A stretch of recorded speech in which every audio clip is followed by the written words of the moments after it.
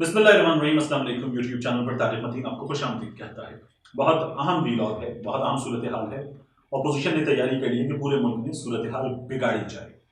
Opposition की तैयारी है कि पूरे मुल्क में एक ऐसी सूरत हाल पैदा कर दी जाए जिसमें हमें सड़कों पर टायर जले हुए नजर आ रहे हों जगह जगह, जिसमें हमें नजर आ रही हों नौजवान जिन्होंने हाथों में लाठियां उठाई हुई हों, लड़ाई के लिए तैयार हों और ये जा बजा मनाजिर देखने में आए।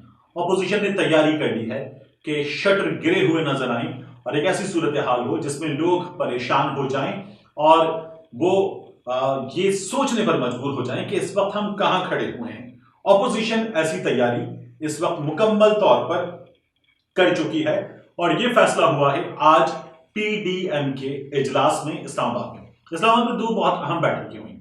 एक बैठक थी ऑपोजिशन की और एक बैठक थी वजीर आजम इमरान खान की सीनियर सहाफियों और कॉलम निगारों के साथ। पहले ऑपोजिशन की जो बैठक थी उसकी बात कर लेते हैं।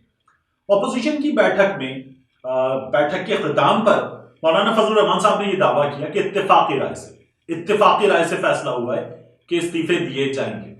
फिर इत्तेफाकी राय से किए गए फैसले को मौलाना साहब ने यह बताया कि 31 दिसंबर तक इस्तीफे दे दिए जाएंगे अरकान की जानिब से अपनी अपनी पार्टी क़यादत को। मौलाना साहब ने कहा कि ये आप लोग कुछ और खबरें चला रहे थे, देखें हम कुछ और बता रहे हैं आपको। तो ये इस्तीफे पार्टी क़यादत को दे दिए जाएंगे। इस्तीफे हमें पता है कि कैसे दिए जाते हैं। इस्तीफे दिए जाते हैं स्पीकर कौमी असेंबली को, उसका जायजा लेते हैं, अगर वो कवायद के मुताबिक होता है तो उनकी मंजूरी या उनको रद्द करने का फैसला होता है और फिर उसके बाद बात आगे बढ़ती है। इस्तीफा पार्टी क़यादत को अगर दे भी दिया जाए और असद कैसर के नाम लिखा जाए तो इस्तीफा पार्टी क़यादत के पास पहुंचा है, इस्तीफा सही जगह पहुंचा नहीं है। तो पार्टी क़यादत जो है वो डाकखाना बन रही है, जमा करेगी अपने पास और उसके बाद जिसके नाम लिखा गया है ये मोहब्बतनामा, उसको मिलेगा या नहीं मिलेगा इस बात का फैसला पार्टी क़यादत खुद करेगी। तीन गैर मुंतखब लोग तमाम मुंतखब लोगों का फैसला करना चाहते हैं। मैं इन तीन में बिलावल भुट्टो जरदारी को नहीं गिन रहा, उसकी वजह है मियां नवाज शरीफ, मरियम नवाज शरीफ और मौलाना फजलुर रहमान। तीन गैर मुंतखब लोग तमाम मुंतखब लोगों का फैसला करना चाहते हैं और ये चाहते हैं कि ये तमाम लोग इस्तीफा दे दें। मौलाना फजलुर रहमान साहब तो इस बात के हक में ही नहीं थे शुरू से कि हलफ भी लिया जाए। अब ये जो तीन गैर मुंतखब लोग हैं ये आज के इजलास में भी हावी नजर आए बाकी सब पर और ये चाहते हैं कि मुकम्मल तौर पर इस हुकूमत को रोक दिया जाए। पाकिस्तान पीपल्स पार्टी की मंशा कुछ मुख्तलिफ है। मैंने आपको बताया था उसकी वजह यह है कि पाकिस्तान पीपल्स पार्टी के स्टेक्स बहुत हाई हैं। आज मियां नवाज शरीफ साहब ने जब इस्तीफों पर बात हो रही थी और एक मौके पर इख्तिलाफ राय, जबरदस्त इख्तिलाफ राय की सूरत हाल पैदा हो गई, तो मियां नवाज शरीफ साहब ने कहा कि हम सब इस्तीफे जो है वो मौलाना फजलुर रहमान साहब के पास जमा करा देते हैं और मौलाना फजलुर रहमान पीडीएम के कायद हैं, वो फैसला करेंगे कि क्या करना है आगे। जिस पर आसिफ अली जरदारी साहब ने कहा कि इस्तीफे जो हैं उनका मामला बाद पे रखा जाए, अभी बात ना की जाए। जब ये सूरत हाल पैदा हो गई तो फिर उस वक्त एक डेडलॉक की सी सूरत हाल इस हवाले से पैदा हुई कि बाहर जाकर रिपोर्टर्स को, मीडिया को क्या मुंह दिखाएंगे। हम तो बताकर आए थे कि हम तीन चीजों के लिए जमा हो रहे हैं। हम जमा हो रहे हैं कि हम इस्तीफों पर बात करेंगे, हम जमा हो रहे हैं कि हम लॉन्ग मार्च पर बात करेंगे, हम जमा हो रहे हैं कि हम धरने पर बात करेंगे। बाहर जाकर मीडिया को अपनी शक्लें दिखाएंगे, उनको क्या बताएंगे। जब ये सूरत हाल पैदा हुई तो फिर ये तय किया गया कि हम मीडिया को ही बताएंगे कि हमने इस्तीफों पर बात कर ली। इस्तीफों पर 31 दिसंबर की तारीख दे देते हैं और 31 दिसंबर तक इस्तीफे पार्टी क़यादत को जमा करा दी जाएगी। कुछ लोगों ने इस्तीफे लिखे, वो इस्तीफे उन्होंने अभी भी दे दिए हैं अपने अपने पार्टी कायद को। जैसे पीपल्स पार्टी से 2 इस्तीफे या 3 इस्तीफे आए हैं, मुस्लिम लीग नून से 5-6 इस्तीफे आए हैं और ये इस्तीफे जो है वो मरियम नवाज शरीफ साहिबा के पास पहुंच गए हैं या बिलावल भुट्टो जरदारी साहब को बता दिया गया कि जी इस्तीफा लिख लिया है, ये स्क्रीनशॉट भेज रहे हैं आपको। तो इस तरह के इस्तीफे जो हैं वो सामने आए हैं। ये इस्तीफे पार्टी क़यादत के पास होंगे, ये अपने असल मुखातिब तक नहीं पहुंच रहे, नहीं पहुंचेंगे क्योंकि 31 दिसंबर तक ये इस्तीफे जमा होने हैं। 31 दिसंबर से पहले दो चीजें हैं, एक है लाहौर का जलसा और उस जलसे के बाद सूरत हाल बिगाड़ने की तैयारी।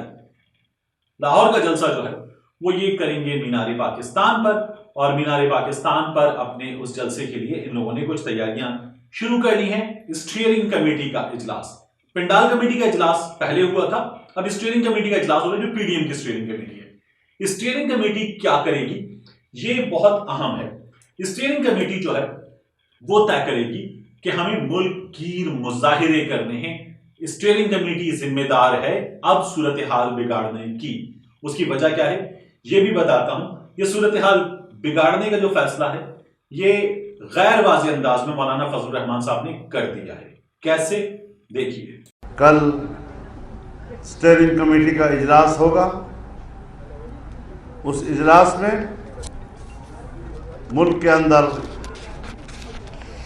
पहिया जाम हड़ताल, शटर डाउन और मुल्क के मुख्तलिफ डिवीजनल हेडक्वार्टर में जलसों और मुजाहिरों का शेड्यूल तय किया जाएगा। तो ये पूरे मुल्क में मुजाहिरों की तैयारी है। इस्तीफे देने के बाद फिर यह अमल होना था, पहले यह तय हुआ था।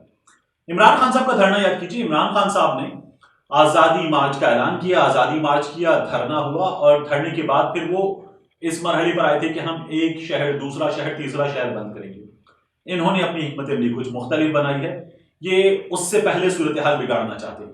इसकी वजह यह है कि इनको नजर आ रहा है कि इमरान खान साहब बार बार कह रहे हैं कि हम इस्तीफे लेने वालों की नशिस्तों पर हम वहां इंतखाबात करा देंगे। जो जो इस्तीफा देगा हम उस नशिस्त पर इंतखाबात करा देंगे। अपोजिशन कह रही है इतनी बड़ी तादाद में इंतखाबात नहीं करवाए जा सकते, ये मिनी जनरल इलेक्शन होगा, ये नहीं हो सकता। लेकिन इमरान खान साहब ने कानूनी माहिरीन से राय ली है और इमरान खान साहब को कानूनी माहिरीन ने राय दी है कि अगर 250 से ज्यादा इस्तीफे भी आ जाएं, ये नंबर है, 250 से ज्यादा इस्तीफे भी आ जाएं तो भी असेंबली चलती रहेगी। कानूनी सूरत हाल यह है कि इमरान खान साहब को बताया गया है माहिरीन कानून की जानिब से, यानी कुछ 80-90 का नंबर है। अगर ये नंबर होता है असेंबली में तो असेंबली चलती रहेगी, फाल रहेगी और जिमनी इलेक्शन करवाए जा सकते हैं। ये लीगल पोजीशन है।